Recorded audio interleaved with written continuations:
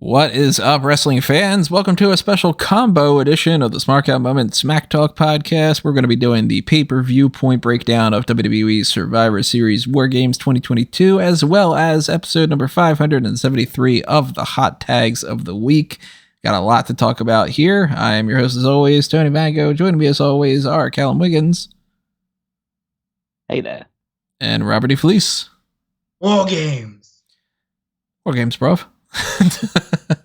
So one of my favorite things. I don't think Callum would say it, but I know he doesn't have the proper accent. No, I'm not. Unfortunately, not from the north of England. Can't really pull off the Blackpool twang that Mr. Regal can do. You can do it better than the people in the United States that do their own impressions, including us. Oh yeah, absolutely. Yeah, bloody war games. So, yeah, we're going to break down the pay-per-view stuff. We're also going to talk about the hot tags. This is because Friday I'm not going to be around my equipment, so I won't be able to record the hot tags, and I'm certainly not going to just put this on these other guys to do it instead. So we're going to just do it here, especially also because there's only 5 matches that are currently announced for WarGames, and I highly doubt that we're going to find any more information prior to SmackDown to be able to talk about any kind of updates when it comes to that, and I'm hoping, at the very least, knock on wood, that there aren't any major stories for the hot tags that'll happen over Thanksgiving, essentially. Like, everybody can chill and not have any kind of, arrests or, big releases or anything along those lines. So, what the fuck is Vince McMahon going to be doing around the Thanksgiving table? That's the question. Yeah, he's going to eat some turkey and eat it now, then, and forever. You think Vince is a turkey guy, or you think that he's one of those, like, just eats all the sides?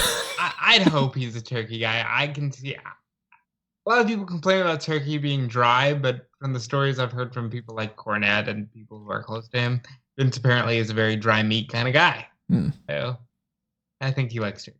Meanwhile, I'm pretty sure that Jim Cornette's just getting his double cheese, double lunch. I imagine there's a lot of, like, gravy and stuff. He's gonna get a goddamn sandwich from Arby's. Roy Rogers. Anyway, tell us your Thanksgiving stuff in the comments below. Tell us your thoughts on all these things that we're going to be talking about. Chime in with whatever the hot tag discussions are, or your predictions and rundown of the pay-per-view stuff. Tell us why you think that stuffing is probably the best thing for Thanksgiving.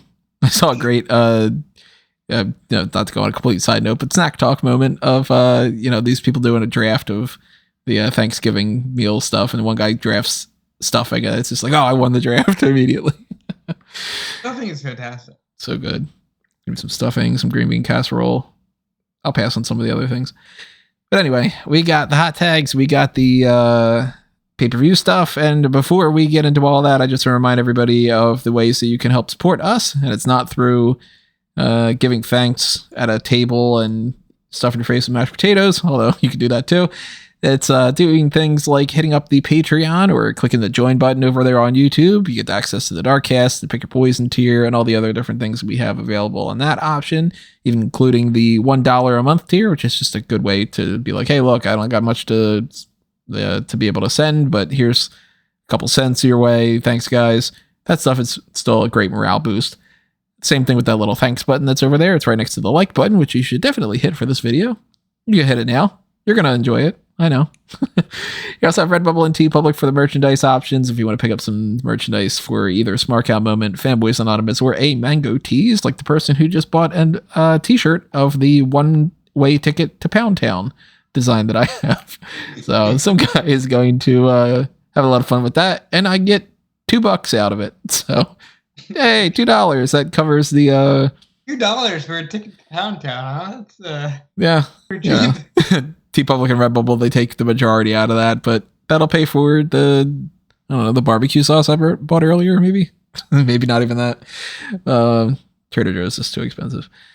Anyway, if you want to help us out on that kind of stuff, that is great, including the fact that you're just listening to this. And if you want to pass this along to somebody who you think might be interested, click that share button and, send them a like, because, more people to listen, more people that can help us out on that end, and the SEO and all the other kind of stuff that goes along with that. So let's get into the hot tags here. Let's start talking about some of these things. Some interesting stuff going on. We got, let's talk about some movie things here. Bobby Lashley said that he was offered some parts in Mortal Kombat and Stranger Things before he returned to WWE. And I'm assuming these are roles like, Stranger Things would probably be to play the part of some kind of brute in something, or, to be the guy inside of like a monster costume or whatever. I can't think of any characters that necessarily would make sense for him. It's like, not, he's going to be like some 30-something-year-old playing the part of one of the kids, like, Billy is supposed to be like 19. Yeah, he's not going to play that part.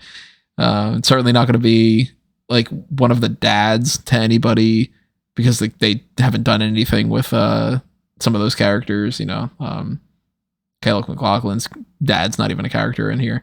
Mortal Kombat, I'm assuming he would have gotten potentially the part of Jax, maybe. That would have been good. We watched that movie. It was fantastic. So could be interesting. But he didn't take them, because he wanted to come back to the WWE, so that makes sense. Stranger Things, I imagine Bobby Lashley would have been in the role of, hey, it's the 80s, so they're watching wrestling on TV, and here's Bobby Lashley as, unknown wrestler X, and he's slamming some guy. Like, could be that. Done that, He did have somebody have a Hulk Hogan like postcard in one episode or something. Yeah, because wrestling was a big part of the 80s, and Lashley would have been great for that role. With that stuff, there's also a thing about Damian Priest apparently reading for the role of Namor in Black Panther Wakanda Forever. Obviously, he didn't get the part, but that's pretty interesting. Can you imagine WWE already losing Damian Priest to the MCU? Pretty cool. Like, that would have been great for him. It sucked for WWE, because, not that he's a major star, but he's a star that they don't need to be losing. Mm-hmm.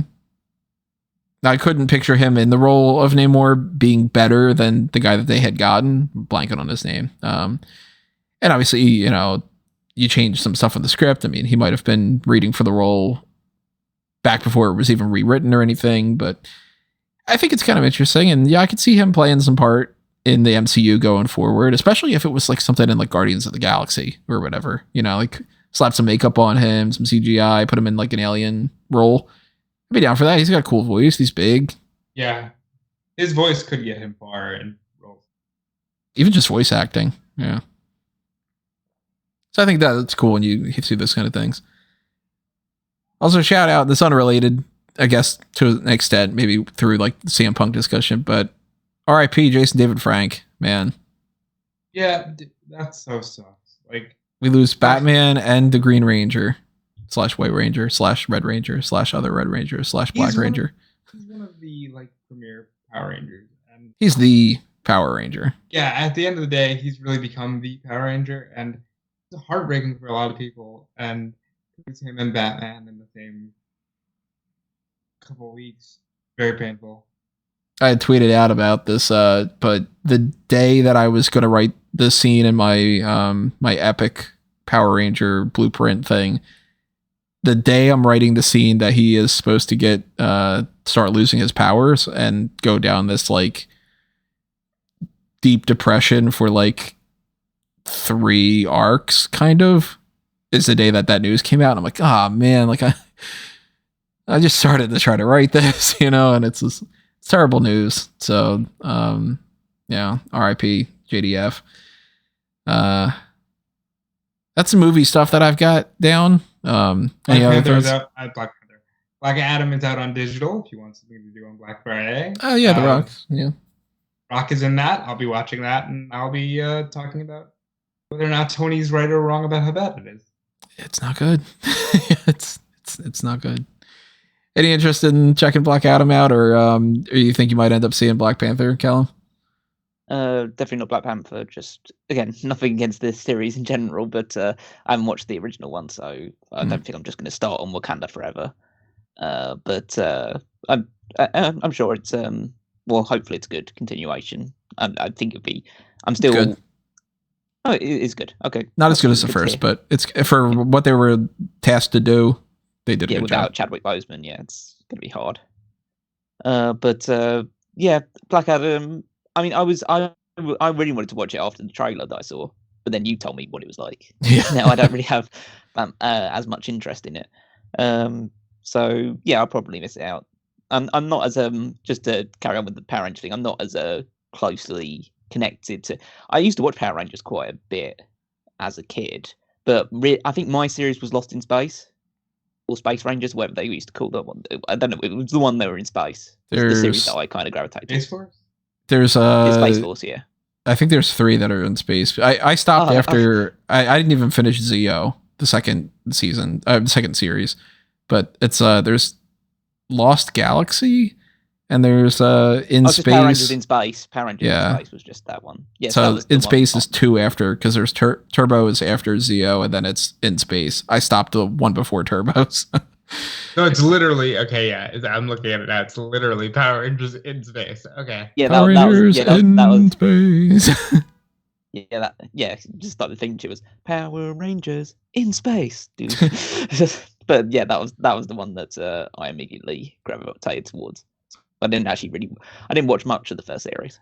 How did they never throw? As I look at the Super Sentai costumes, how did they never throw a wrestler one of these? It's like, hey, this is popular. Go do this thing.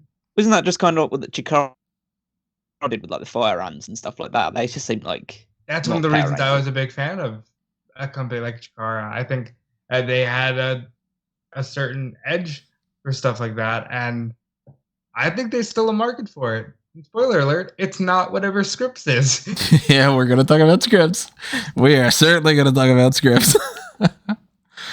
So yeah, for anybody that's on the fanboys side of things, obviously go to fanboysanonymous.com. If you want to know more about Black Panther, we'll talk about that at some point, because I didn't do a review point for it. I just basically said, hey, look, that's good, and put it up on Letterboxd. If you are interested in Mortal Kombat, like we talked about, there are some different fan tracks that we've done in the past for Mortal Kombat stuff, so check that out. Stranger Things is fucking great, and I never really do anything based off of that for fanboys, because I just watch the show and enjoy it. But when it comes down to 6 years from now, or whatever the hell they put the next season and final season out, then maybe do something based off of that. And if you're interested in Power Rangers, unfortunately, we're never going to get that Jason David Frank versus CM Punk fight. That was something that they wanted to do. But if you are interested in Power Rangers, believe me, you have no idea how much stuff I have worked on for that. I added an entire separate volume the other day, which, funny enough, is being called Power Rangers Lost in Space. I'm stretching that out to what is now, I think, 13 full-length movies that I'm writing. Yeah, it's taking up a lot of my time. God, do something with this. And I'm, just treatment/scriptment down a couple of them, and I'm right. I wrote the scene of Tommy starting to lose his power, so I'm right in the arc that I'm calling, with the green candle stuff that's going on. Obviously, I don't want to spoil everything, but this one's called Burning Candle, and green around the gills is the section I'm on. So anyway, Power Ranger stuff and all that. If you want more, go to fanboysanonymous.com. Obviously, hit up the Patreon and everything that goes along with that, because the more that we have heading towards that direction and funding that, the more that we can sit aside and watch some old episode of Power Rangers for the fan tracks, or talk more about Black Panther and so on and so forth. But we know that some people are like, oh my God, just get into more of the wrestling stuff. So I just want to put this out there. Maybe this is one of the ones where you can put a timestamp in for when we start the Survivor Series talk or something. And I do know, I'll apologize already for it being so disjointed, but it's the day before Thanksgiving. You're going to get a lot in this edition, and you can skip through if you really, really don't, for some reason, want to know the hot tags. You'll see the graphic on screen at the very least.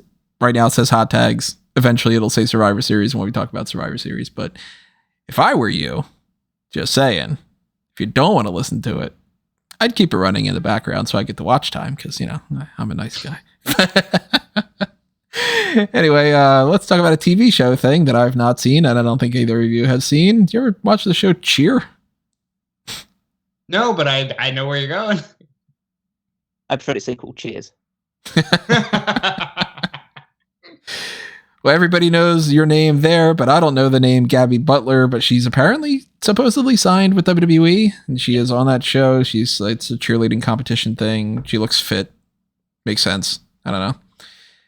That's about as far as I get with it. But hey, if you're a fan of it and you know her, then let us know. Like, does she have a lot of personality on the show? Is she somebody who's like the standout athletic person? You know, I don't know.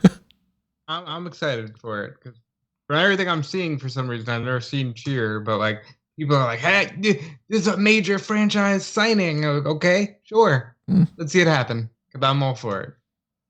Yeah, looking for somebody outside like that is not a bad idea because, you know, if she's already has this cheerleading background, then she's already in shape. She's already athletic. She's already probably got some of the muscle memory down and all. And if you can get a little boost from that too, you never know. Maybe some people will start watching WWE because they watch that show cheer. Just like Ninja Warrior with Casey Catanzaro, Katana Chance, Melina, other characters from Mortal Kombat. Send me the other one. There's Sindel, I think. I mean, the other one, there are loads of women in Mortal Kombat. Yeah, it's like the other one. It's Melina and Sindel are like the twins or something, I think. I don't think it's that one. Not that. It might be right. I mean, I haven't played Mortal Kombat in a little while. Who's the one that Talisa Soto plays? The one that was the Bond girl in License to Kill. Hold on, I'm gonna look up who's Princess something or Queen something. Oh, license. Yeah, I'm blanking. Totally blanking on this. I don't know. Yeah. So Talisa Soto, Mortal Kombat. She was playing the part of Katana.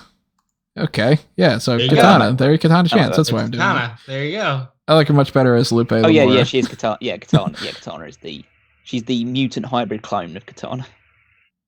Yeah, that's serious. That's the best kind of twin.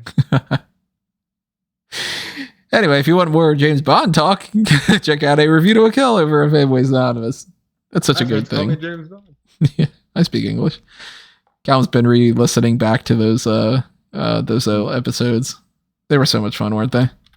Oh yeah, that was a good time. I'm up to I'm listening to Tomorrow Never Dies now. Dies. Just re-listening to that one. One of my favorites. Yeah. I love the Brosnan era. Talk about this name now escaping me. What's her name again? Gabby Butler. Yeah, Gabby Butler. That's it. The one thing that I mean, it's good to have someone who is somewhat athletic, like has a athletic background joining. The only thing that disappoints me is that she's obviously going to do the handspring back elbow into the corner. Yeah. Which I wish that move would die because it doesn't look impactful whatsoever. The only handspring back elbow that's any good is the one that you bounce off the ropes. And that was only because Tajiri did it, and Tajiri's awesome. Yeah, this idea of you do a bunch of cartwheels and flips and then you do a move after you're stationary never makes any sense to me. Wesley did something the other day, or yesterday now, Wednesday.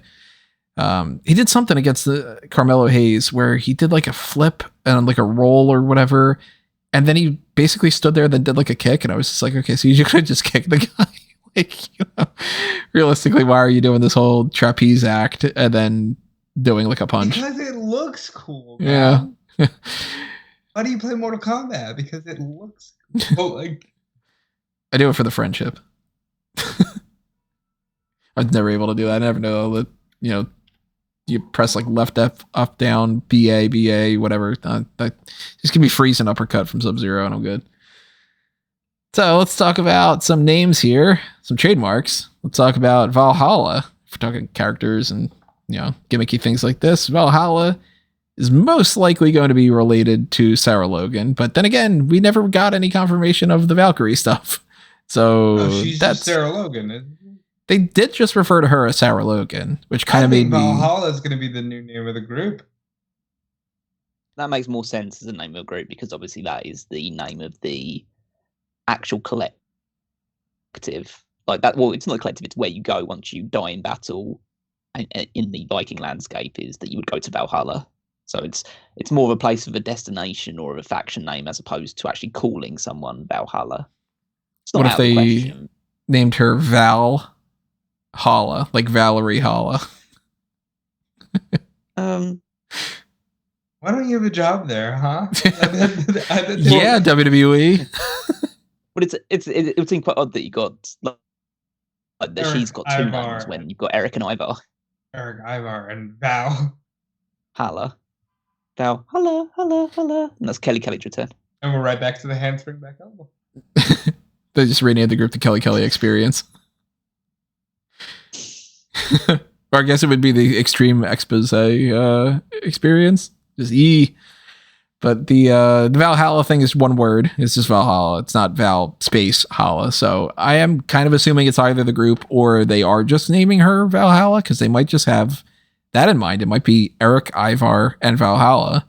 That went over very well for Michin, didn't it?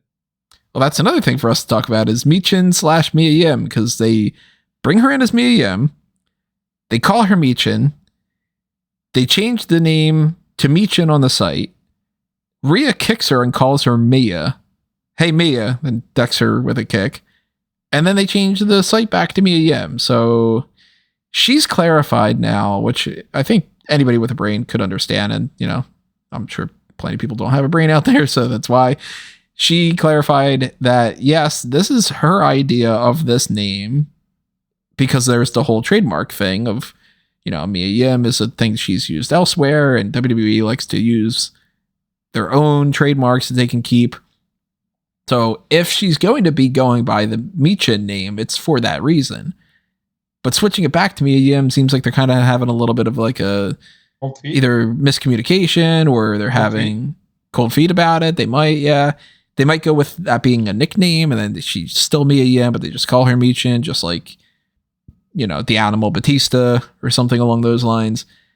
I wouldn't be opposed to having her just be Michin. I mean, it's Korean for crazy. It sounds okay. I'd rather her just be Mia Yim and you nickname her Michin, but more than anything, I want them to just settle on something, because I'm like, I'm not going to keep editing this page over and over again. Michin Reckoning, Michin's a hell of a lot better than Reckoning. No, I didn't get all bent out of shape. I also wasn't home when it happened. I was just sort of like reading the backlash of it. And it's like, it is what it is. They're clearly setting you up for it. They didn't want to completely insult your intelligence. And I think Michin's fine as a name, especially if she's on board for it. And let's just see where it goes. I want her to do well in WWE. I mean, Michin, I guess it's not the worst new name they've come up with, because at least it has some sort of unique connection to her. The fact of, like, I don't know whether she does actually refer to that as her nickname. I know that's the story they're telling. I don't know if that is just a nickname that she's been given, or that a different name that she's given herself. And yeah, in the world where WWE does like to trademark and take ownership over their wrestlers' names, then that would be as sensible a decision as any. But just in an ideal world, I just want people to just be me, like she had to stay Mia Yim, and other people to just keep the same characters, and they just keep them regardless of what promotion they're in. It just makes things a lot easier rather than having to, because I'm getting tired at this point of just constantly having to correct myself and say Saraya instead of Paige. Brian Danielson and Daniel Bryan. Yeah, exactly. And of course, if their character changes, then it's a different story. Like if you were to take the Undertaker out of the gimmick, and then he's not going to be the Undertaker. And if you got Dustin Rhodes or you got Goldust, that's a big difference. But if you're Adam Cole, you could just be Adam Cole. You don't need to be a different name. Yeah. I've typed out, we'll talk about Andrade in a second, but it's like, am I going to type out Andrade CN Almas, or Andrade Almas, or just Andrade, or Andrade El Idolo? Andrade El Idolo CN Almas. Yeah. Andrade the Idol 100 Almas. But that's, we'll see if they settle on Mia Yim, or if they settle on Michin, or Michin Yim, or Michin Mia Yim, or whatever, Mich Yim. Yim. Miyam. Andrade, let's talk about that. He had tweeted out what seemed like a goodbye to his AEW career after being somewhat suspended, somewhat out of the loop, all the things that go along with that. I am reading into that in a way that maybe it's not necessarily true. Maybe it is just something else. But to me, that seems like a kind of straightforward, I'm leaving AEW. Thanks for that hot minute that I was there. What about you guys? It sounded like he was talking to the Mask. I don't really want to speculate too hard because I'm not going to sit here and say it was to the company when it seemed very much to be to the Mask. Yeah, I mean, I'll. It's kind of in the.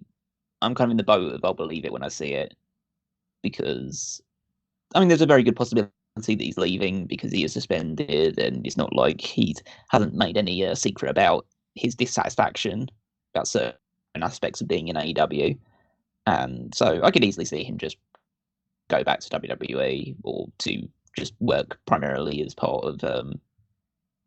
I don't know. He's not really comfortable in AAA, so maybe CMLL instead, or go to New Japan and wherever they treat him like a main eventer. He just wants for better or worse, this man wants to be at the top of the card or nothing else. He was going to GCW or Impact because I don't think WWE or AEW or New Japan will position him as the main event guy. I mean, I'm sure if he went back to WWE, they'd put him in that upper mid card range. But that's not, maybe temporarily, and then just moving back into the tag team like they did beforehand. Yeah, true. But there's nothing that Triple H has given me as an indication that that he would be treated as like a top star. It'd be the indication of, okay, he'd come in, he'd get a couple of weeks of good, concentrated like storytelling efforts, and then he'd just fall down the card and be just one of the people on the roster who's not Roman Reigns, and so he's not getting pushed consistently. I think Andrade is he was a good NXT champion with Zelina, and he'd be a great mid-card champion with Zelina. But Rob, you know who else was a really good NXT champion? Johnny Gargano. What's he doing right now? Losing every match he has on TV, pretty much. Yeah, and I think Andrade on the heel end has a little bit more to offer. But I also agree that they're not really going to use him. They're not going to position him any better or any worse. But he might be featured. Yeah, I mean, I don't think that anywhere other than Impact or, like a GCW type thing, I don't think anybody would just be like, here's our top title. Well, Billy Corgan gave Tyrus the top title. That's true. I'd watch a million Andrade matches first. Apparently, Tyrus is the biggest NWA champion of all time. That doesn't surprise me. What does Scott Steiner think about that? I think he'd probably say he's fat. What it is. Let's talk about Kairi Sane. If we're talking outside other companies and stuff, she was crowned the inaugural IWGP Women's Champion. Congrats to Kairi. Hell yeah. I didn't see the show, but I've heard nothing but good things, and I love Kairi, so thumbs up.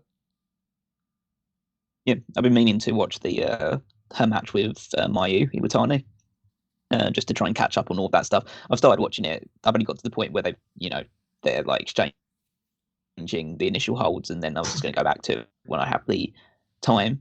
But yeah, that's a perfectly great choice to be the first champion. She's a name that has a lot of crossover appeal because of her time with WWE, so she has that Western following as well as being one of the top stars in Stardom.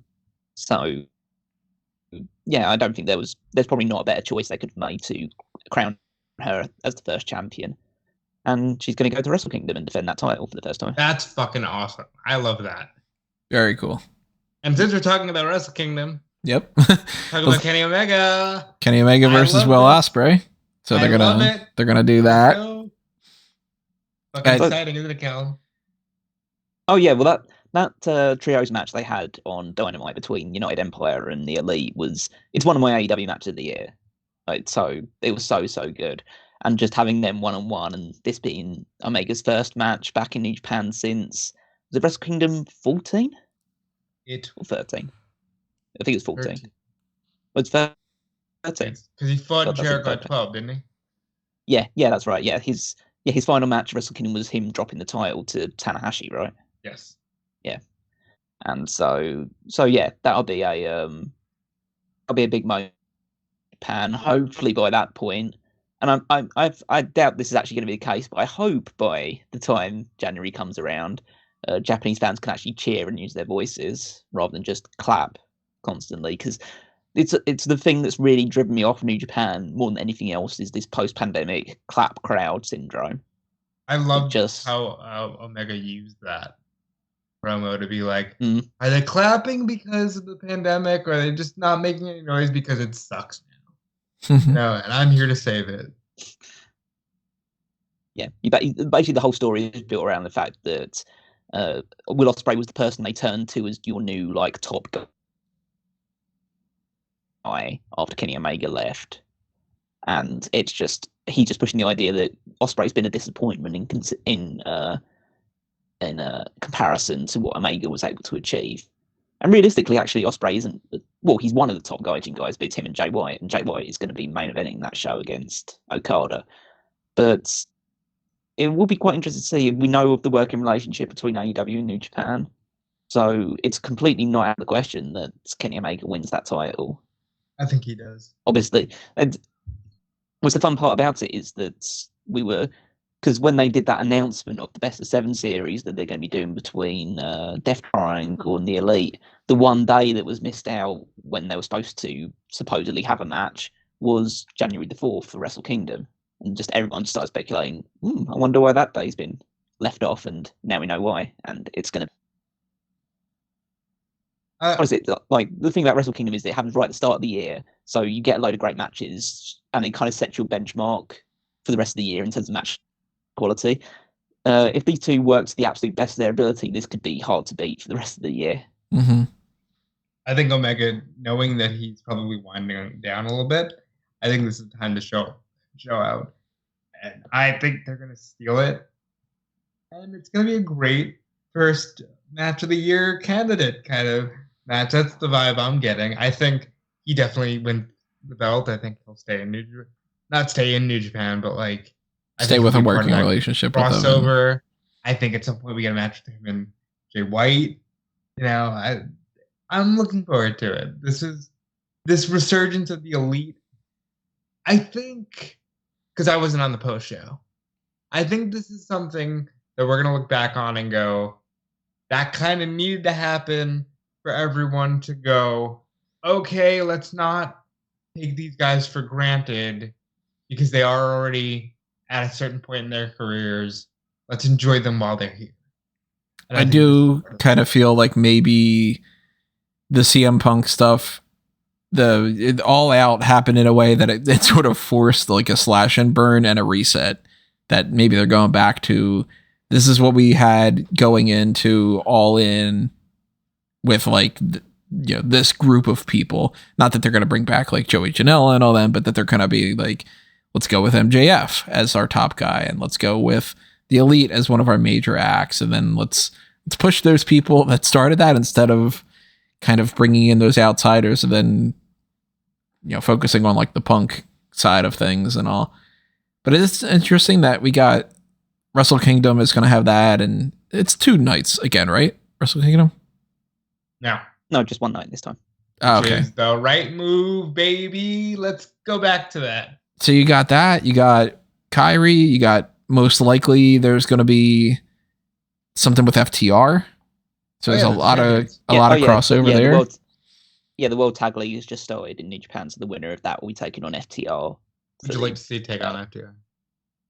To be fair, out of the teams that have been put forward, none of them... I mean, the one that would have been most interesting is Aussie Open, but I've seen that match and I saw it live. I was lucky enough to be there in attendance to see that match live. And so I don't need to see that match again. Out of the other choices, they're all a bit there's a lot of samey stuff. I mean, I don't want to see Hiroki Goto and Yoshihashi take them on, or I don't know. I guess maybe Minoru Suzuki and Lance Archer could be fun, but that seems again, that'd be quite weird having 3 AEW guys in one hit fighting for the New Japan Tag Team Championships. But that's a match that could happen on AEW TV.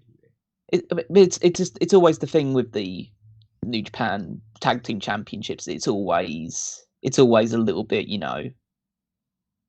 they don't really care about tag team wrestling that much.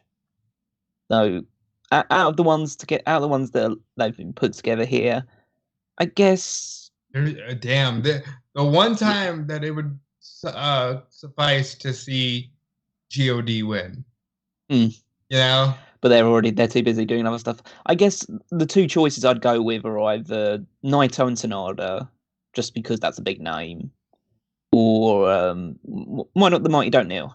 I was going to ask, did they fight TM61 in NXT? They're in New Japan? Yeah. Yeah. Huh. They're in the tournament. I think they should win. If they invite them in NXT, then I'd like to see them fight them here. I don't know whether they did. They must have crossed paths because AOP beat them in the finals of the Dusty Rhodes Tag Classic. They were there in the same time frame. Mm-hmm. So there's a good chance it did happen. But if not them, I'd probably say Naito and Sonata as well, because, it's a decent match for Sonata. It's a good time for FTR to wrestle Naito. Seems like TM61 beat the Revival in January 2017. That seems wrong, but okay. And Samoa Joe teamed with the Revival against Nakamura and TM61. September 2016. Wow, that sounds like a lot of fun. Speaking of Nakamura, he's going to wrestle Muta in January.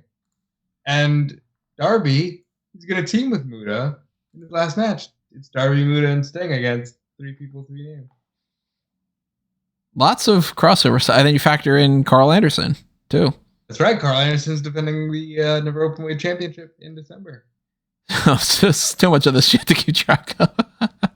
You know what I'll say? This is what wrestling should be. Yeah, it's cool though. It's not connected people from.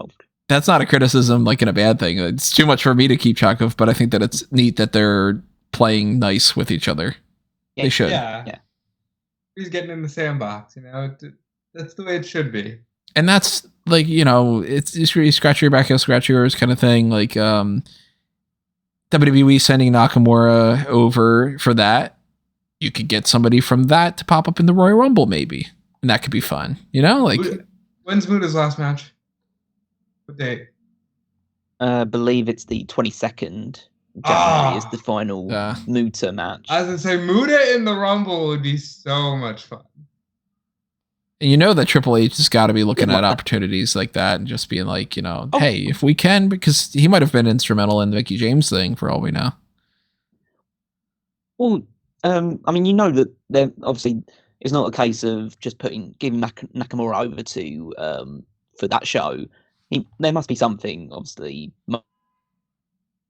I'm assuming Muta's going in the Hall of Fame. It gets to have this cool match. Muta's going in the Hall of Fame. So. Do the Rumble. Fuck. I know it's after your last match. Do the Rumble. Yeah. One-off thing. He could go in as Keiji Muto, because as Keiji Muto, he still has more matches left. It's only the match between him, Darby, and Sting against whoever they end up facing is just his final match as the Great Muta. So have him go into the match as technically billed Keiji Muta, and then he puts the mask on or something, and then they just go, it's the Great Muta, like let him just be the Great Muta. He can wrestle, do a thing with Nakamura, do something with Rollins. I'm sure he'd be very appreciative of it. It seems like something that would be very cool. Also, if we're talking about final matches and all, Jamie Noble going to be wrestling on the 11th of December for a live event against TBA. Having his final match. Who would you guys like to see Noble retire against? Seth freaking Rollins. Seth Rollins. That's exactly what I was thinking about. That's a 3-fer then. Yeah, I wouldn't have been like a US title match. Yeah, and it'll be a fucking banger because Noble will want to pull it out, and Noble had a great run in Ring of Honor, and Seth they have the history as J&J Security. let it be against Seth Rollins, and then tape it and release it later because you have a whole network for this reason. And the idea of all the material that they have that they aren't releasing on Peacock and the network and all is baffling. Still want to watch that fucking documentary about Vladimir. I have loved the fact that they were very cool about getting the Shield together. I don't know if they probably weren't all interviewed in the same room, but a lot of people got pieces on the Shield featuring all three guys for this month, and I think that that's very cool. You know? For Noble, if it's not Rollins, then Gunther. God, you don't want to kill him on the way out. Like, well, yeah. Do you really? Well, then I'll throw out another one though. If it's not Rollins or Gunther, why not Ray? Like, turn back the clock 20 years. Well, Ray's injured, unfortunately, isn't he? Yeah. Oh fuck. Dominic. Damn. No. He gets a title shot against Roman Reigns and beats him. You know, it'd be really cool, and I know they probably won't do this because, again, I don't know how close they are, but like, if you got Nydia to manage him for the match as well. Mm-hmm. That'd be fun. I know Nydia's out of the wrestling business. Like, it's been out for a long, long time, so I don't think that's unlikely. But that would be just a nice little final send off. Kidman doing these days. Looking out of shape and out of the business. He's a producer, isn't he? I thought Kidman was a producer for WWE.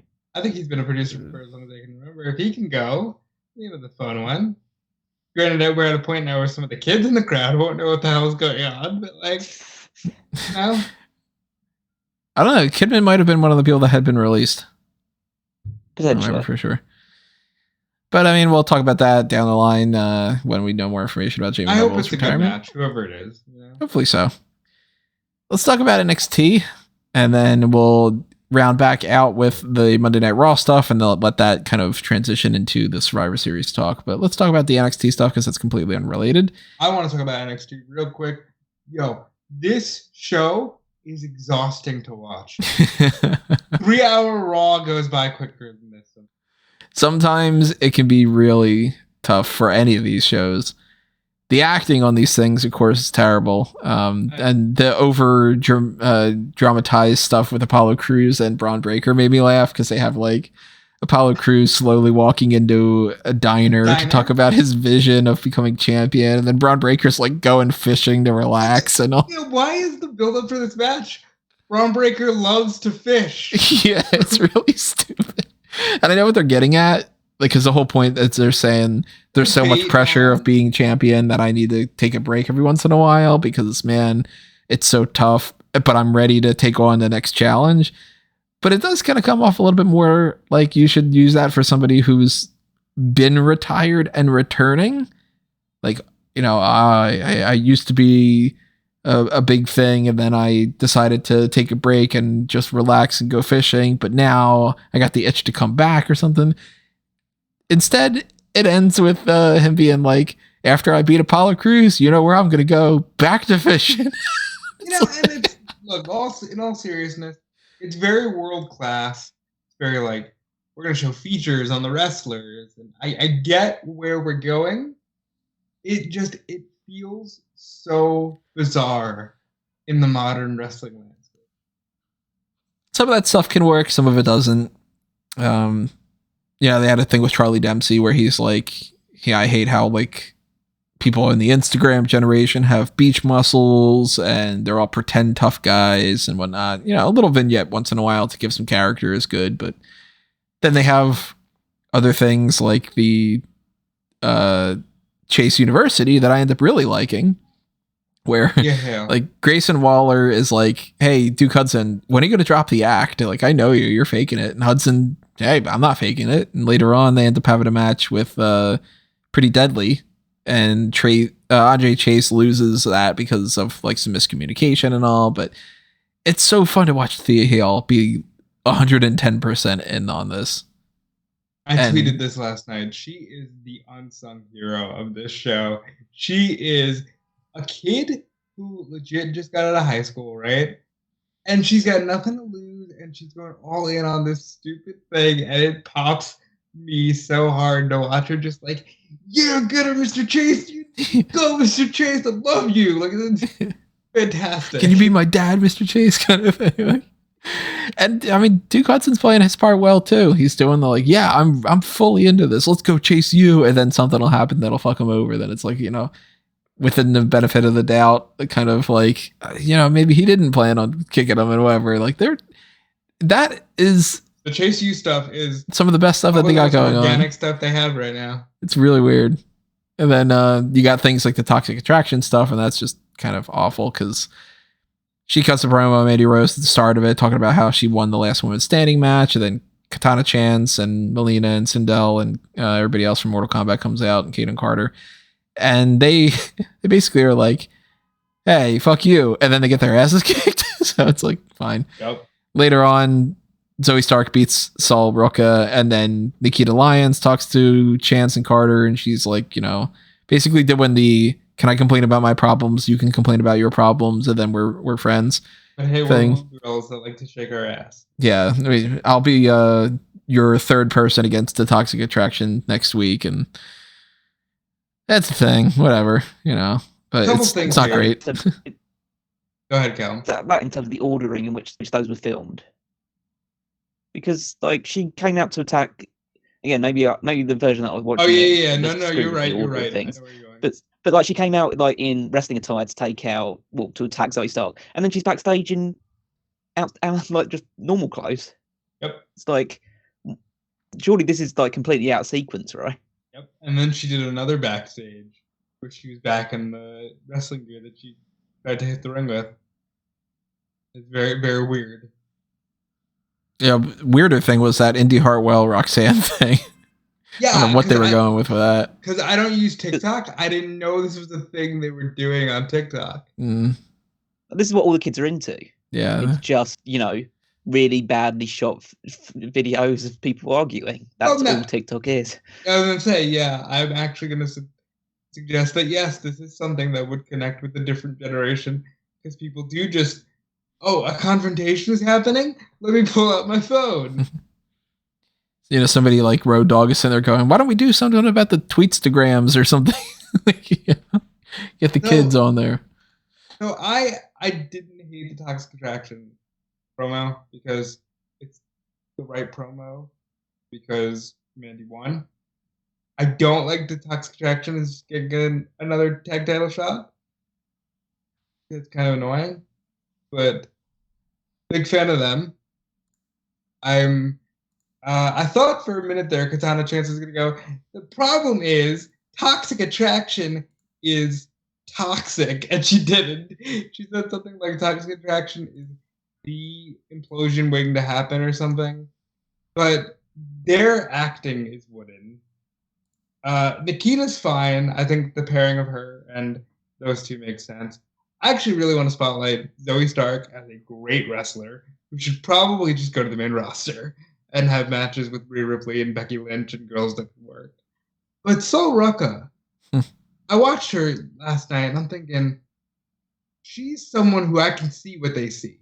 She came out in this super colorful gear, and I was like, if this was 1985, you would still be like, yeah, that's our champion women's wrestler, this super colorful, super jacked blonde chick, and I think she's got a future. I actually like what I saw from Sol Ruka and Zoe Stark. I'll tell you one thing I didn't like. Scripts. First of all, I told you. Yeah, you got it. It's Reggie. I told you it was Reggie when I heard the promo a couple weeks ago. I just, it didn't make any sense to me. And then it still makes no sense. Well, I picked up on it. Well, obviously Robert already said it, so I'm not taking any credit. But I picked on a couple of weeks ago where he was talking in the promo, and you could clearly hear his accent. Yeah, it was clearly his accent, and so yeah, and like this is awful.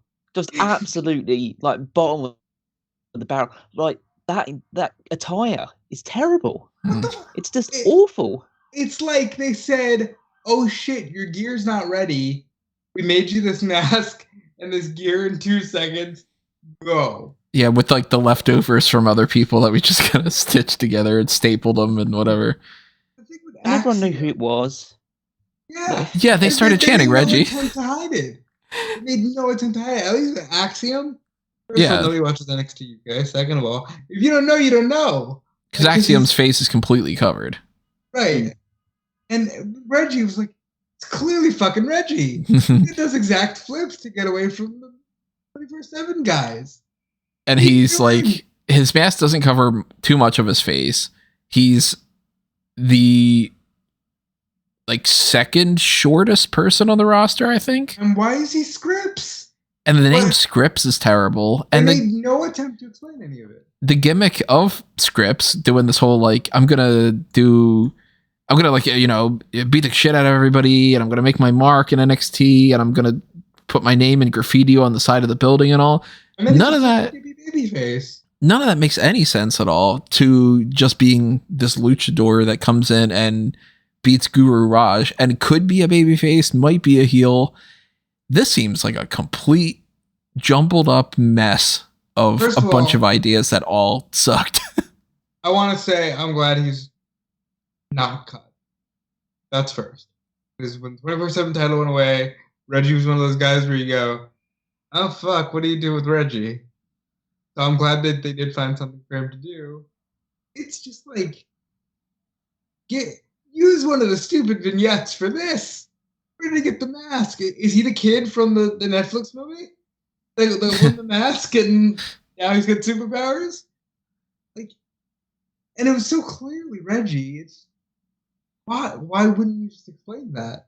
Why does everything look so bargain basement fucking gear that doesn't do anything to hide who he is or elevate who he is? And what is this character? Why do we have Axiom comes in and he's a mathematician, basically a superhero that likes math, which is dumb.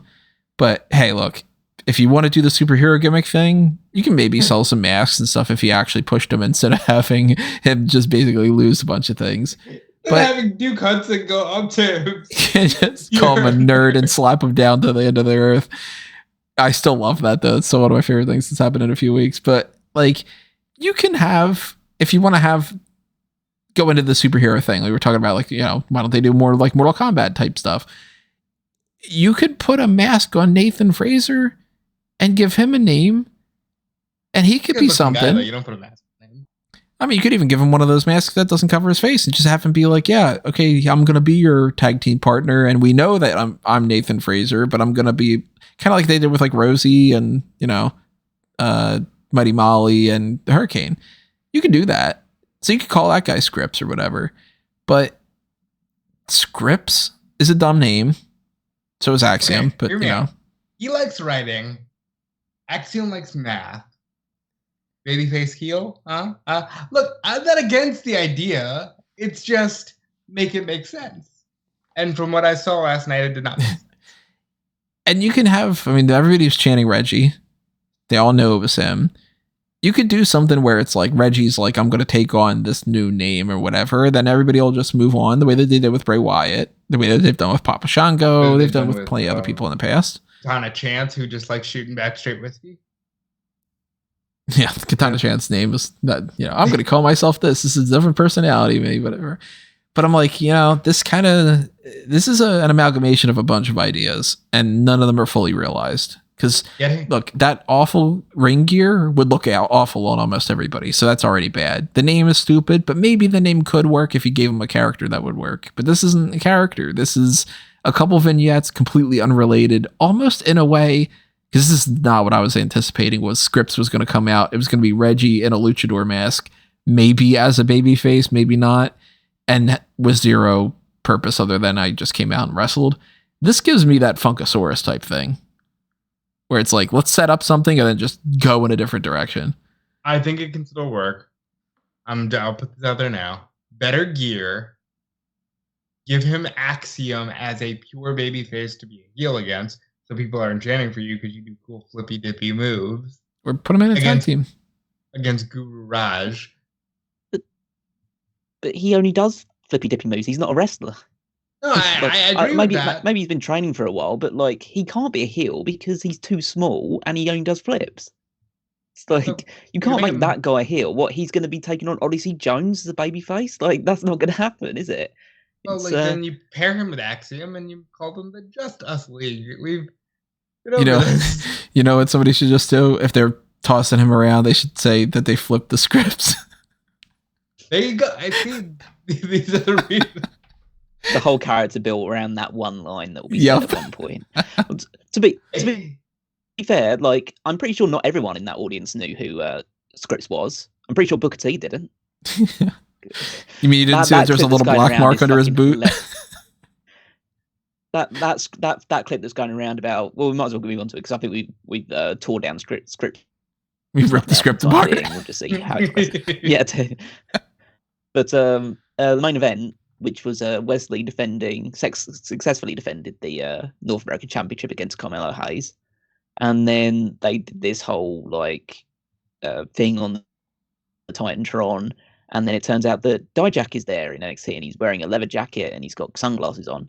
It's like that's, and but it's like Dick Joseph screaming down the mic says, "It's Dijak," and then Booker T says, "Who?" Poor Dijak, man. Like, it's fucking on Booker T. Guy that's never watched the product. He doesn't know who he's watching. He just reads a card and it just says his name, insert name here. I feel bad for Dijak too because he goes to hit his move and he doesn't land it. Like, literally, because Wesley fucked that up. First of all, he like Shawn Michaels Hulk Hogan did, where the way he flipped into his arms, and then he flips way back before Dijak even lifts his knee. Yeah, that came out bad. It feels like Wesley could have been trying to be like, "You're not stealing my spotlight," but you know, like it feels that way. It was bad because, again, I don't know why they decided to structure it this way, but you need to, like, if for the move that Dijak has, you need to either lift him up immediately from behind unawares, or he needs to hit him and then he needs to like punch him or kick him or something. Because it looked like he was essentially just performing a dance move, like just like grabbed his arm and just like spun him into the position and just like. It was so like you can't do a move that Dijak does. Dijak's move as his finisher is totally fine, but you can't do that move unawares. Really, you can't. That's not a move out of nowhere that like a guy can't see coming or defend against. If they're like if there's no issue involved in it, like boot him in the face and then do it and then do the move and it's all good. But yeah, that was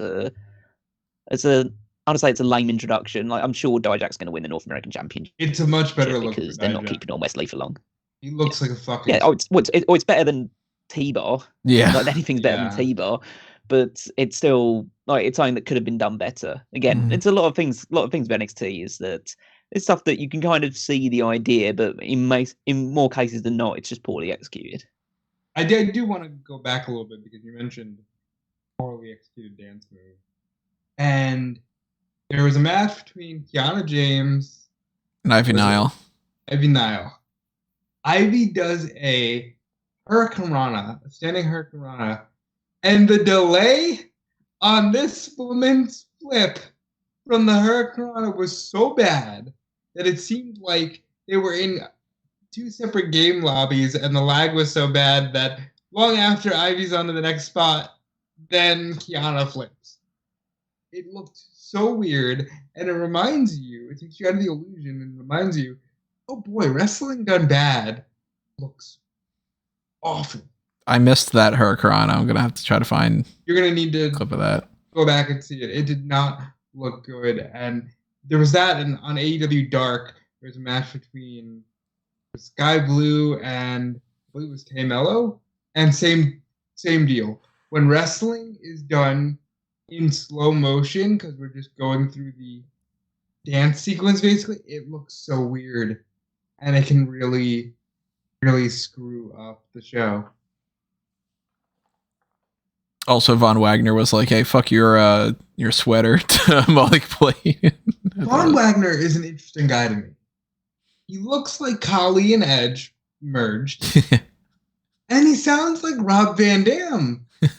And they're trying to present him like Kevin Nash. And it's like, there's something off with Von Wagner to me. Come Tuesday, we'll see. Oh, I've just watched the Hurricane Rana. It's hilarious. Callum, right? Is it clip on he does the YouTube? Hurricane Rana, and then Yeah. I just like search Kiana James as and it's just like you go on. You can't. I don't know if it's on like the highlight package, but it's on the just someone's just uploaded the full match onto YouTube, and it's one of those spots where she does the Hurricane Rana, and Kiana clearly hasn't gone straight away, so she realizes she has to do the flip bump. So she's pretty much like standing up while Ivy is getting like finishing off her move. So she's still like fully standing. Ivy Noel's like now about a foot or two away from her, and she figures out that she needs to flip bump now. It was so. It's like, yeah, it's funny how bad she is. Is it towards the beginning or the end? I'm trying to find it in there. It's like if you go if you're looking at the full match, it's about 4 minutes 32 in. Is this WWE Women Wrestlers account? Yeah, I'm watching that one. Yeah.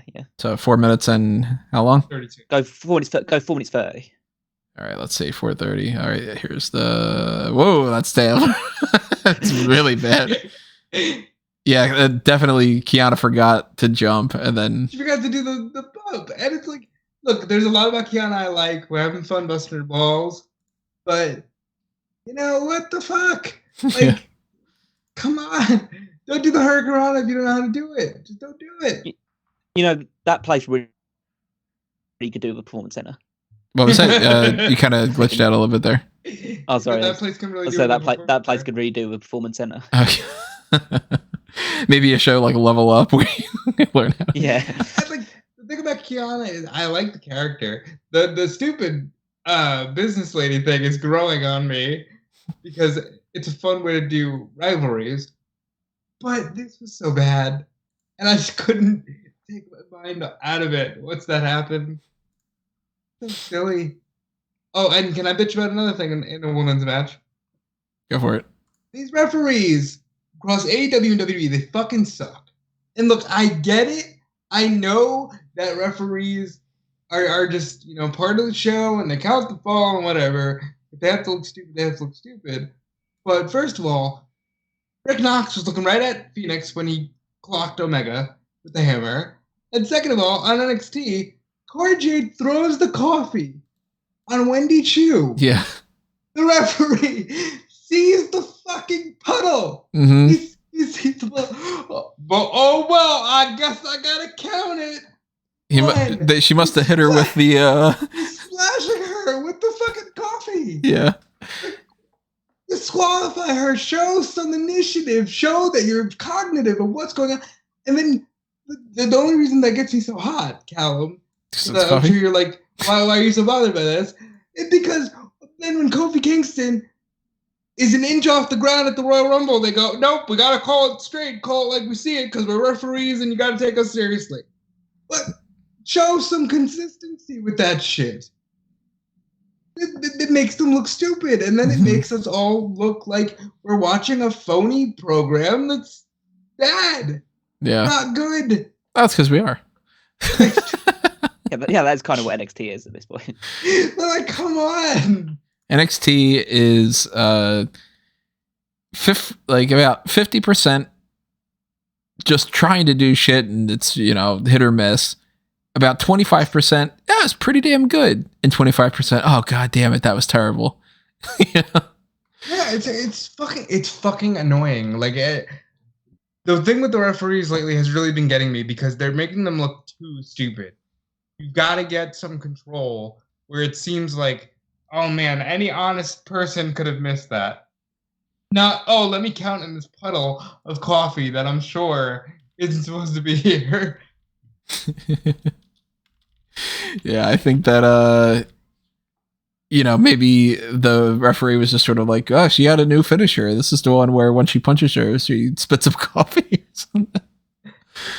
Anyway, that's NXT. Next week, Shawn Michaels announces the Iron Survivor Challenge people.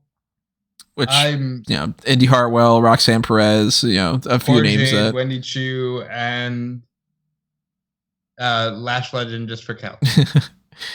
Obviously, Apollo Crews has title shot, so that takes him out, but it's Von Wagner and a couple other people along those lines. Waller. Right. A couple other WA names. Wasley. Yeah. And that'll be good. Maybe they'll actually put Carmelo in because Carmelo should be NXT champion, if not on the main roster. Yeah. I mean, maybe Dijak versus Wesley gets confirmed for Deadline, like Induce Share and the Creed Brothers. Sure, and the Creed Brothers will get confirmed as well. It'll be a good show on a Sunday full of good wrestling to round out the year with Final Battle and Deadline. So, it'll be a fun show. It'll be stressful as all hell. Hopefully the one ends before the other one starts and all. But I doubt it. I don't know how we're going to do that, but we got a little bit of time to figure that out. And let's talk about the stuff that goes with the other pay-per-view here. So let's talk Survivor Series WarGames, and let's talk Raw and kind of merge them together a little bit because some of them lead into that discussion. The stuff that doesn't, I guess we could just talk about that right now while we're at it. And we had some developments and some other type of stuff like Matt Riddle and Elias beating Alpha Academy and Drew McIntyre having a thing with Baron Corbin. And then they had the whole thing with Akira Tozawa, who doesn't seem to be doing the ninja gimmick anymore. Fantastic. It's almost like Triple H wanted him to be the way that he was when he brought him in, Because, Akira Tozawa in the Cruiserweight Classic was not the ninja Akira Tozawa that everybody probably is more familiar with at this point. You go back to that, he was actually a serious competitor. And, he's getting back to that a little bit. I think he had beaten Grayson Waller on Main Event. I don't know for sure because, I don't remember. Nobody watches that show anyway, but that's something. And, we got a lot of stuff that did lead into the WarGames things. So let's start talking about some of those and let's get into the pay-per-view discussion here. One of them being that they confirmed a triple threat match for the United States Championship. Seth Rollins is going to defend against Austin Theory and Bobby Lashley. And if you're wondering, why is Mustafa Ali not in that match? They like beating him up. He has been really getting kind of the shit end of the stick when it comes to this. Like, they toss him around like a rag doll a couple times. They have the whole thing with him and Ricochet where it's like, yeah, I'm beaten up, but I'm still going to fight and whatever. And realistically speaking, this should have been a fatal 4-way. He should have been involved. He should have gotten into the mix and said like, no, fuck you. I want to fight here. And you just keep pushing me off me aside. It's one thing if you attack me backstage. What are you going to do when I'm actually in the ring? And then he could have been the one that takes the pinfall for whoever ends up winning. I'm not sold on it being Seth Rollins retaining here or that it's on Theory winning the title. It's definitely not Lashley, I'm thinking. I think it could be Lashley. Lashley's a great champion. But I think the money is on keeping it on Rollins. If you don't have a plan to split those titles from Roman, the money's on Rollins. It's hard to know what the... I think Rollins will probably retain, but it's kind of now wondering who's more damaging for him to pin. Because you don't want him to pin Lashley if Lashley's going to fight Lesnar again. Whether that's at the Rumble, whether that's at WrestleMania or whenever. That's why Lashley is someone... he needs to be. Yeah, Lashley is someone you want to keep strong. But then Theory, like the whole point of this is now, like the whole story they're supposedly now trying to do to recover from the absolute shit show with the money bank cash in, is that Theory is now more aggressive and more focused and intense than ever. And if he takes the pin, then you've just basically said, well, that was fun for 2 weeks, and now he's just back to being a loser again.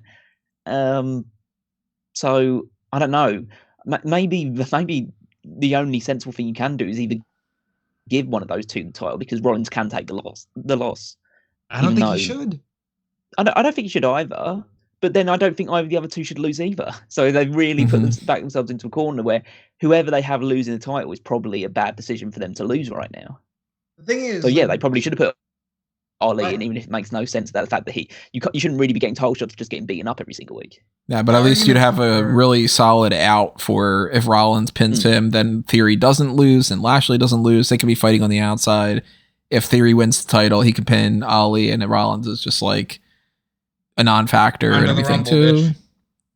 Yeah, Because my argument for not pinning Rollins is that if The Rock declined to work WrestleMania and Cody wasn't ready and everything went down in the worst case scenario, Seth Rollins is one of the only people you could put against Roman Reigns right now, and it'd be believable if he won. You know, like, you don't have too many of them. Rollins is one of them, and I think that's a good reason to keep him strong. I think if you didn't do the thing last week, I didn't see Raw, so I don't know if they continued the great build of Austin Theory. But, like, I saw last week, and I don't think Austin Theory should be losing anything. So then what I would do would be Brock Lesnar shows up, beats up Bobby Lashley, Rollins crawls over Lashley, pins him 1, 2, 3, and everybody is good because Austin Theory doesn't take the fall. Lashley's still pissed at Lesnar, and Rollins wins.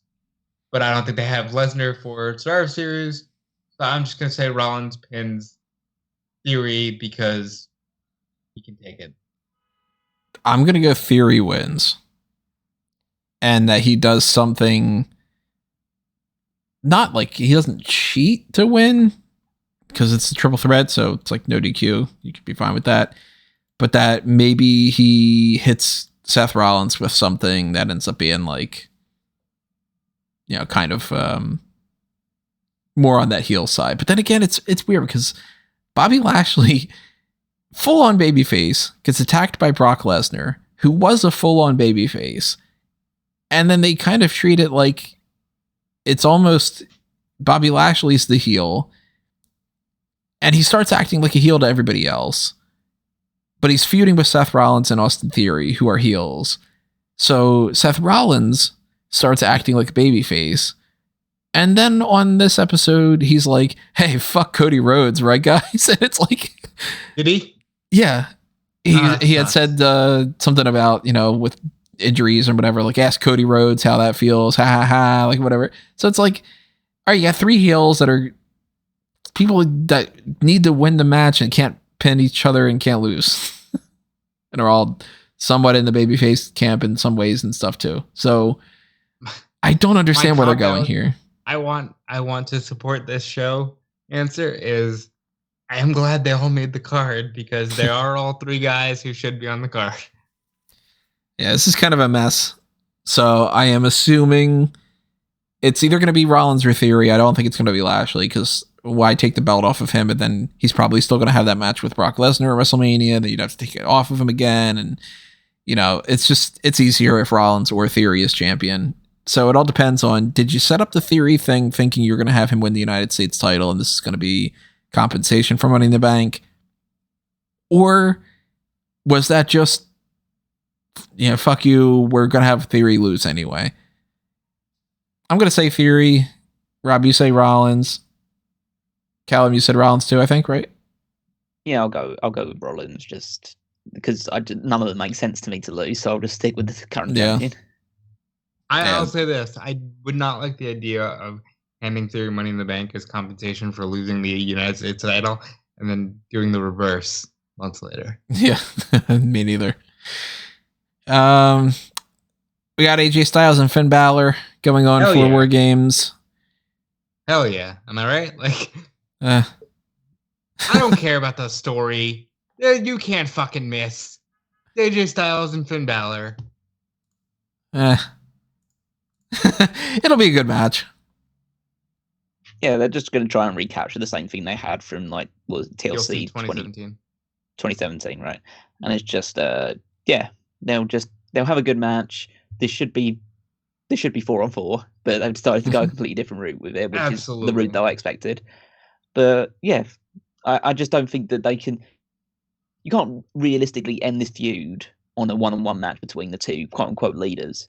So realistically, they're going to have this match, and then the feud's going to continue because they are going to have to do the 4-on-4 at some point. What they need to do is they need to brawl, just like double DQ it, and then they somehow force their way into WarGames. Just like, oh shit, there's a cage out there, and oh my god, everybody's fighting. Yeah, like this would have made sense for a WarGames type thing or an elimination match type thing if it wasn't like the mixed tag thing, because then that gets a little bit too. Okay, you do a mixed tag when you tag in somebody and then Rhea Ripley needs to come in because Mia Yim was tagged in, or, you know, that's complicated. But it could have just been, if this wasn't WarGames with a cage, this could have been a cage match to settle it. Like, we're going to have the 2 leaders in there and everybody else can't get involved because there's a cage. They still need the 4-on-4 because they should have just done a regular elimination match. You could have said, hey, look, Survivor Series is what you're getting. This is the backbone of the tradition, blah, blah, blah. And who cares about it being a mixed tag?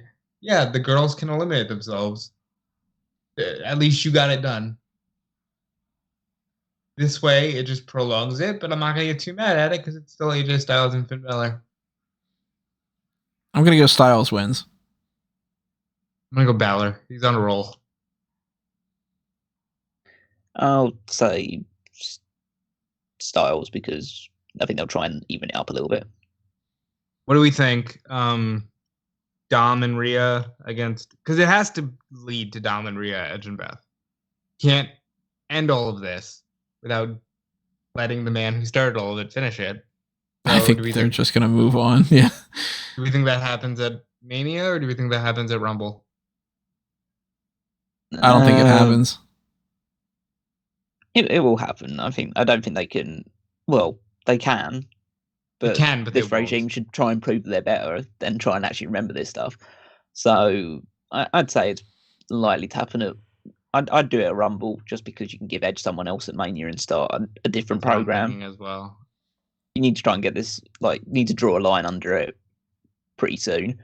But I guess that's the advantage of the fact that you've got pretty much all of December and most of January to just close this one off and then start up the because it has to be Dom feud. Ray at Mania and it has to be Edge and someone else. Yeah, I really don't want to see Edge teaming with AJ Styles and Rey Mysterio against Finn Balor, Damian Priest, and Dominic Mysterio. I don't want to see this feud last over a year and a half. It's not good. Ronda Rousey is easily going to retain the SmackDown Women's Championship over Shotzi Blackheart. There is no fucking way Shotzi wins that whatsoever. I like that when they did the number one contenders match, we were all like, so Shotzi, right? And yeah, that's what they went with. And Ronda Rousey's going to stomp all over Shotzi Blackheart, love her to death. She'll stomp all over her, and we'll move on. Yeah, don't want to add any more. Yeah, no need. It's going to be quick and painless. Well, not painless for Shotzi, but yeah, this is not. They're going to try and make Shotzi look good. Yeah, but it can still be quick. She just isn't at the moment. She really isn't at the moment. You guys have been all on that train. I feel bad for her because she's again I don't know how highly she's publicized it, but as far as I'm aware, she's had a rough going for the past year and a half or so. The loss of her stepfather and all that stuff that was going on. Yeah, being injured and everything too. Yeah, going through the injury and just being inconsistently booked prior to Triple H coming in. She's had an awful fucking run on the main roster.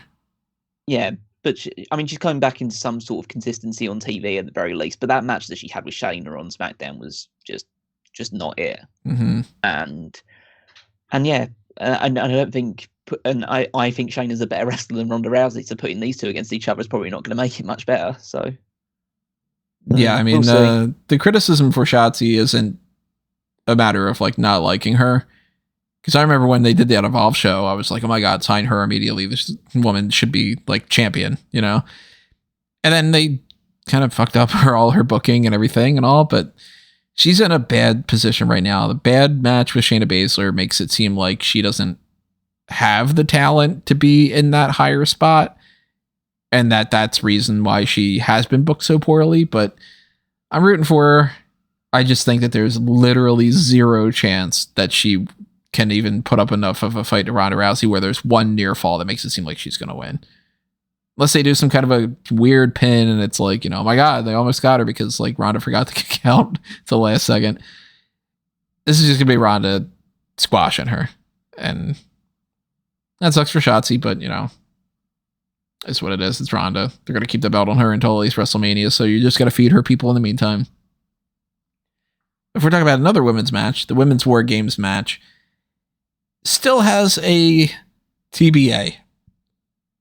Bianca Belair, Alexa Bliss, Asuka, Michin / Mia Yim, and Question mark against Damage Control's Bayley, Dakota Kai, Io Sky, and then you got Nikki Cross and Rhea Ripley. I hate this whole thing that they do where it's just like, you know what? We're going to cut a promo about how we've got a team member and you're going to find out about it on SmackDown. And I get it. They're trying to stretch everything out. They're trying to double dip and, you know, in some cases quadruple dip and everything, because this is just dragging this shit out for months and months and months on end. But that stuff that, you know, split between the brand split that doesn't work anymore. So you got to try to have some, like, Roman Reigns will cut a promo on SmackDown and then his opponent will respond on Raw and all.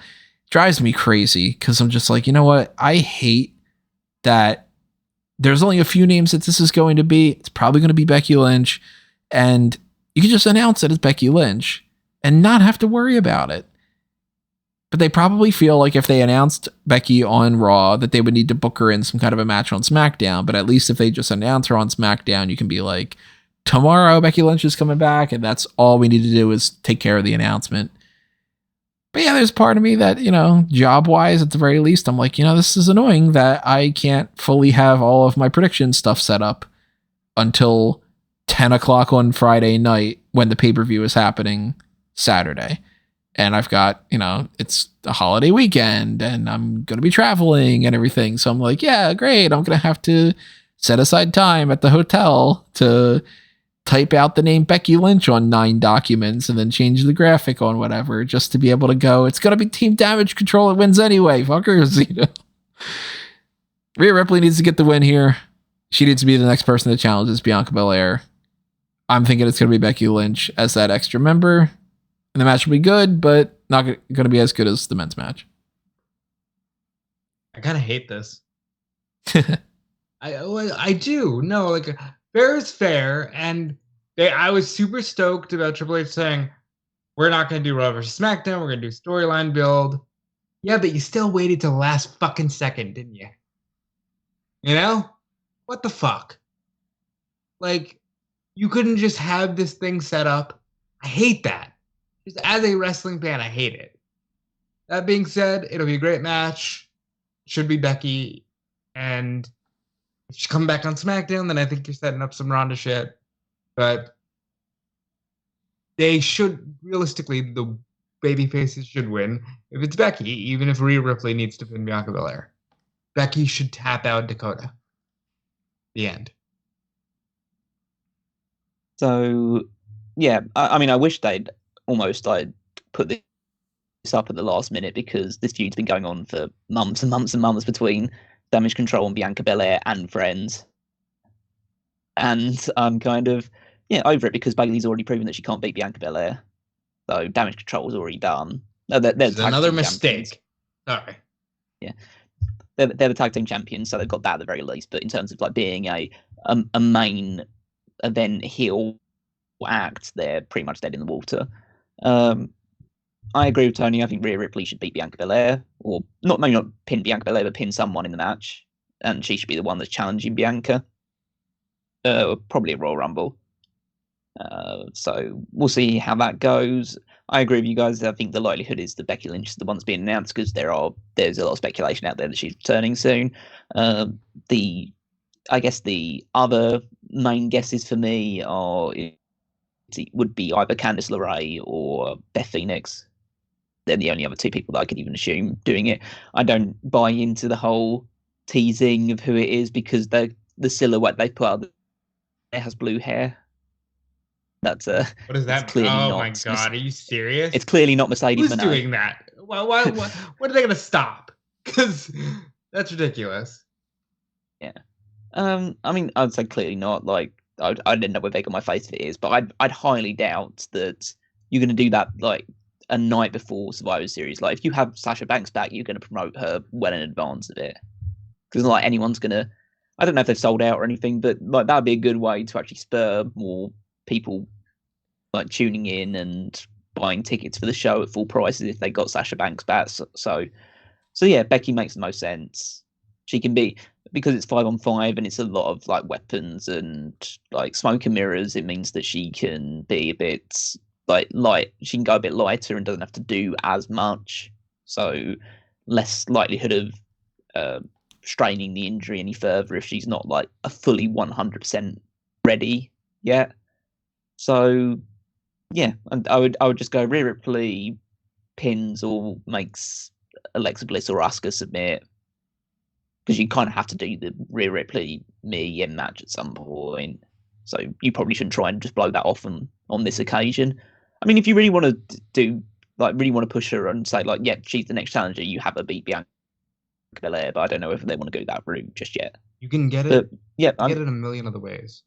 Oh yeah, but no, I'm 100% going with the heels win. The reason why I'm going with the heels win on this one is because the babyfaces have got to win the other match. Right, that's another thing too. And for anybody who's wondering about like the other teases for the extra member, they were basically going, well, when you find out who our member is, you're going to piss yourself. You're going to shit your pants because we got somebody big here. That's whatever. So it's got to be a big name. It's not like they're going to be like, and it's Aaliyah coming back, you know. That'd be awesome. That'd be, listen, yes. I would laugh. Becky is the one that's like, you're going to be shivering in your boots because we've got the Charlotte. Man back, you know. Charlotte, I just can't picture. It will be Charlotte, but there is still Charlotte. And it is WarGames, and she is Flair. Technically speaking, yeah, she is still on the board. You were going to say, technically speaking, she's a Flair. Technically speaking, I mean, she is. She's a Flair, as they are. Yeah, so Damage Control gets my vote, gets Callum's vote. And what about you, Rob? I'm going with the babyfaces. Becky taps out Dakota. So in the men's WarGames match, we got the Bloodline against... And then, hold on. Before I look like an asshole, if it's not Becky, then still, babyface surprise partner beats Dakota. Drew McIntyre, Kevin Owens, and the Brawling Brutes. I am going to echo what Callum said. This is one of your rare opportunities, especially because he doesn't wrestle all that often anymore. A very rare opportunity for Roman Reigns to lose a match where he doesn't take a pinfall or submission, nor is his title in any jeopardy whatsoever. The babyfaces have to win this match, and you need to set up, whether it's Kevin Owens or it's Sheamus, one of those two most likely, against Roman Reigns for Royal Rumble. Best case scenario, in my mind, Kevin Owens gets the pin. He ends up fighting Roman at the Royal Rumble. That can lead into the Kevin Owens and Sami Zayn thing with the Usos. Maybe Sami Zayn is the one that takes the pin. Maybe it's Jey Uso. Wouldn't be opposed to it being Solo Sikoa. It's obviously not going to be Roman, because they shouldn't have him take the loss. It can't be Solo. He's the enforcer. He's there just to be big. He's my secondary. Like, Roman's definitely not. Solo, most likely not. Jimmy. I'd say pin Jimmy. Jimmy's fun. We all love Jimmy. But he's like the one who doesn't really have a role outside of when you bring the bell in a tag team match. But the storyline potential is Sami or Jey. Right, because they've been kind of at odds. Yeah, they're the ones that would take the brunt of Roman's wrath if they do lose this match. Which, yeah, because the whole storyline is because they're butting heads with each other. It means the Bloodline can't be as united as they should be. So one of them has to lose. It's just which one you decide to go with and what the ramifications are. I think it should be Jey. I think Jey should take the pin. I could see a scenario where Jimmy does, and then it's Jey and Sami trying to, because Sami's buddy up with Jimmy, and Jey obviously is, you know, the tag team partner, that they could be like the two going to bat, almost like I support Jimmy more against Roman, you know? I mean, you could do that, but I feel like the whole story is building around the fact that Jey, because Jey thinks that Sami is the outsider that's coming, and realistically, he's correct in that regard. Mm-hmm. But everyone else likes Sami more than Jey. It feels like so Jey should be the one who takes the pin, suffers more of the disdain from Roman, and then it eventually will help fuel the excitement when they do eventually all decide to just turn their back on Sami Zayn and kick him out of the group. Yeah, because they've spent so much time building up the fact that maybe Jimmy, like Jey, is the problem, but then they'll eventually say that, oh well, he's our blood and you're not, and turn on Sami. So I think it has to be the way. I think if you have Sami lose, it puts too much pressure on them immediately to kick Sami out, and I think you want to stretch that out at least until Kevin Owens has had a shot at the title again. Right.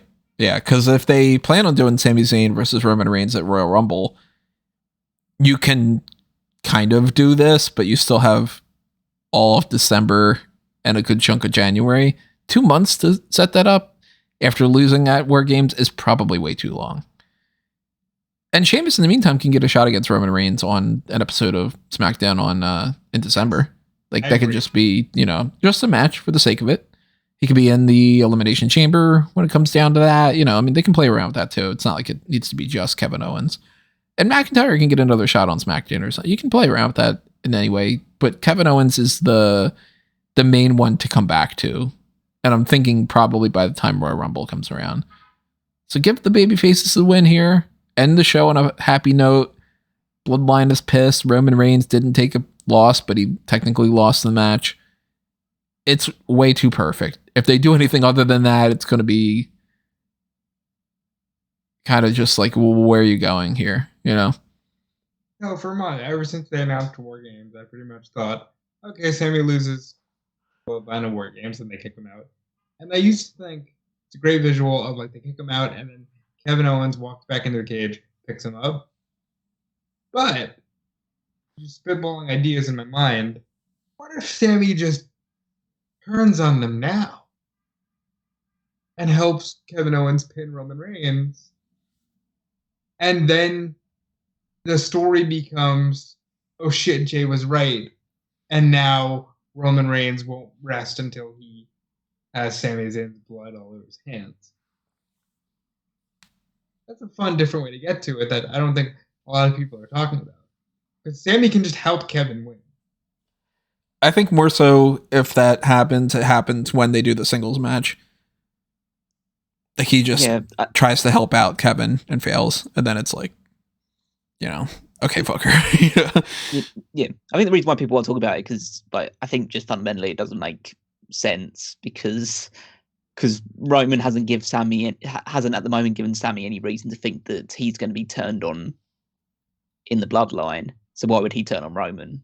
Well, because you can construct it as though, hey, listen, Sami, I lost this match all 2 years ago because of the bloodline and I need some backup. And it could be, if you wanted to play the long con, you could. I don't think that they will, but it's a story that you could try to tell. I think what would be important in the match is that Sami, one of two things. Either Sami and Kevin can't come to blows in the match, so they just stay away from each other and just do their own thing. You have a spot where they stare at each other for a bit, but then, they get distracted by other people fighting them. Yeah, they did on SmackDown. They're hyping themselves up. Sami Zayn's like, what are you doing? Why are you fighting the bloodline? Kevin Owens is saying, why are you a part of the bloodline? Whatever, and then eats a super kick from Jay or something. Yeah, right. Or what I actually kind of prefer in my mind is they do their classic spot, which is they get in the middle of the cage and they just start throwing fists at each other, holding it, and they just knock each other out with throwing fists at each other, and that's it. That's all their involvement at the end of the match is just them throwing fists at each other while all the other chaos is going on around them. They just keep doing it. You can do it for 2 minutes if you want to. Them just throwing fists at each other in the center of the ring, just basically in a way of we must continue doing this because both of us can't admit the fact that we want to be a team anymore, or they want to be a team again. So we're just going to keep punching each other until then, and just tire themselves out, just beating each other up. And I think that would be a good way of them just almost in a way. It's almost a way of them uniting, but in a violent way. But I think either way, you need to establish. Because I'm in the mindset that I think Sheamus should get the win in this. I still think you should definitely do Kevin Owens and Roman maybe at the Royal Rumble, but I think you can get a match with Sheamus and Roman in December out of it. I think Sheamus deserves a shot at the world title. Sheamus has been great all year. Yeah, I agree. He should have just some kind of match. Yeah, so just to get that one-off match, and also it's almost like it's a redemptive match almost because of how terrible in many people's eyes the Sheamus Roman Reigns feud was back in 2015 over the WWE Championship. It's like, which actually realistically led to the biggest babyface pop Roman Reigns had ever received up until that point when he won the title against Sheamus. But yeah, it would just be nice to see the roles reversed, where Sheamus is the babyface going into it, and Roman is the definitive heel. And yeah, if it's anything like the match he had with Gunther, then it'll be a great spectacle and a good way to end the year. I imagine that, like they say, like you have like the final SmackDown of the year is Roman against Sheamus, and it's the idea: will Roman Reigns enter another new year as Universal Champion, or can Sheamus stop that from happening?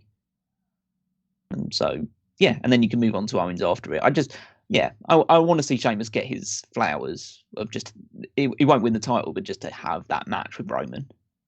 I agree. I think McIntyre should get another shot at it too. Just like at some point, I think he's been Roman's best challenger, and it feels weird after for so long thinking he would be the focal point.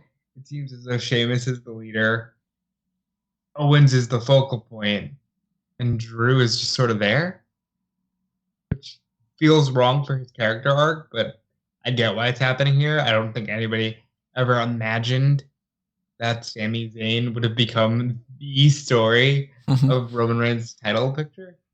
So it is what it is. I think this will be great. I was not expecting this when I was thinking about good face to Bloodline and WarGames, but the Brutes and Drew and Kevin as the fifth is almost perfect for this era, and I think it's going to be a fun match. I think that these are going to be fun, but I also feel like I'm probably going to end up leaving WarGames with the same idea that I've had going into it, which was, I don't think Survivor Series should be WarGames. And I think you should save WarGames for the same idea with Hell in a Cell and all, if and when you get something that makes sense for it, not to just do it at this time of the year. I think it's going to run into that same problem as TLC, the same problem as Hell in a Cell, same as anything other than really Elimination Chamber and Royal Rumble for the most part, and Money in the Bank, but it seems like they're getting rid of that too. And then next year, whether it's a brand split thing again, and they figure out another way to do it differently and actually have it be worth a damn, or if they just have some other kind of elimination thing, I'm probably going to be wanting traditional Survivor Series elimination matches, but we'll see how it goes down on Saturday. And somehow I'm going to be able to squeeze that in after traveling back and forth and stuff. But the game plan is to do the usual Pay-Per-Viewpoint post show immediately after the live coverage that you'll see on smark@weapon.com. You have the group thread chat on the Megamaniacs group on Facebook. And I'll be writing, of course, some stuff up for EWN and Bleacher Report, so stay tuned for that as well. But we'll run down the pay-per-view. We'll talk about any updates to the Fantasy League that comes in with that, and all the other good stuff and bad stuff and everything that we normally do. And then, man, we're going to start having to get into that end of the year stuff before we know it. But, we'll kind of figure that out as time goes on.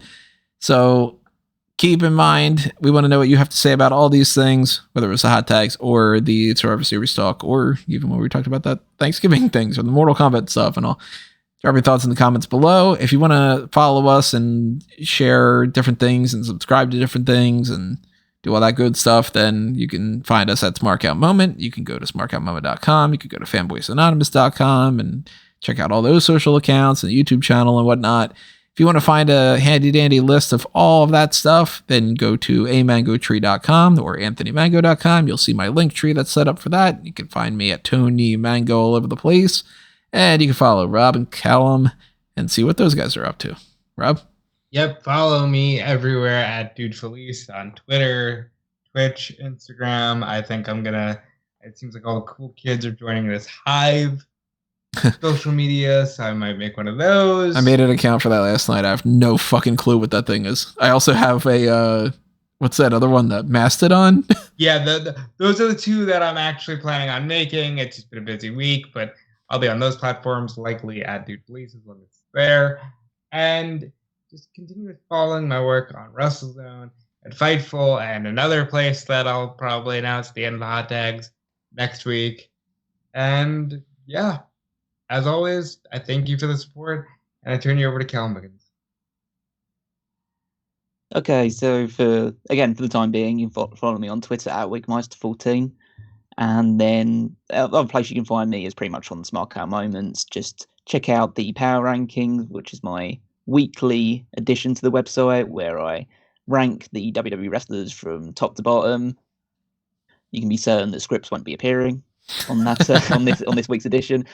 But you can just check them up. They'll be just before Survivor Series on the Saturday, and then Survivor Series itself will be influential when it comes to the Fantasy League, where I will remember to ask Tony and Rob for their final predictions, so we can. And depending on who wins the predictions contest, that will determine who can elevate the points that one of their superstars receives going into the Royal Rumble. And it's actually quite a big one as well, because there's a lot of time between Survivor Series and the Royal Rumble, so that's a long time that someone can get like double points on one of their superstars. So definitely going to be a big one this week, and you can track everything that's going on in the Fantasy League, either it's like just going on to Smark Moment and checking the Fantasy League section, or going to WWEFantasyLeague.com.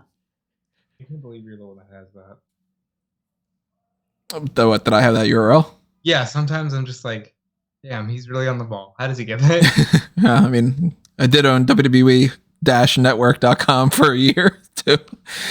But I mean, things are happening, and who knows what other URLs I end up getting over the course of the next year.